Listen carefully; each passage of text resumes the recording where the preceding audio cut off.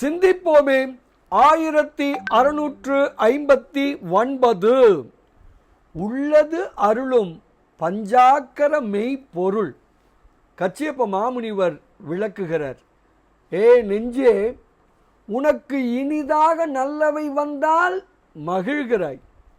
உனது வினைக்கு ஈடாக நல்லவை அல்லாத தீயவை வந்தால் வருந்தி நடுங்குகிறாய். நல்லவையும் தீயவையும் நாம் முன்பு செய்த வினைக்கு ஈடாகத்தானே இறைவனாகிய நம் பஞ்சாக்கர தேசிகன் கூட்டி வைக்கிறான். இதையெல்லாம் நீ அறிந்தது தானே. அவனை உயிராகவும் உன்னை உடலாகவும் கொண்டு நீ ஒழுகுவாயே. ஆனால் தீதும் நன்றும் ஒருபோதும் உன்னை தாக்க மாட்டா.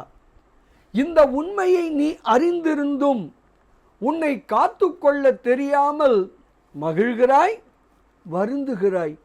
என்னே உன் ஏழமை, என்னே உன் ஏழமை.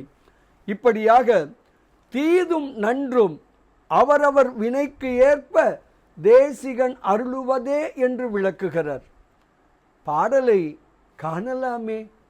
நயம் தரு நல்ல வந்தால் மகிழ்வாய், நல்ல அல்ல நெஞ்சே பயம் தரின் அங்கே பணிப்பாய்.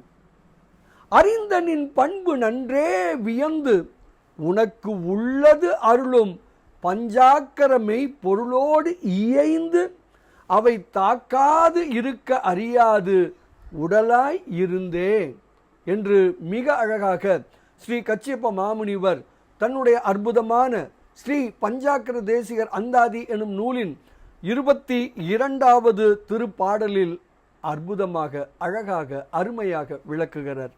அவனே உயிரென்போம், இருவினை ஒப்பு பெறுவோம், பேரானந்தத்தில் திளைப்போம் திளைப்போம் திளைப்போம்.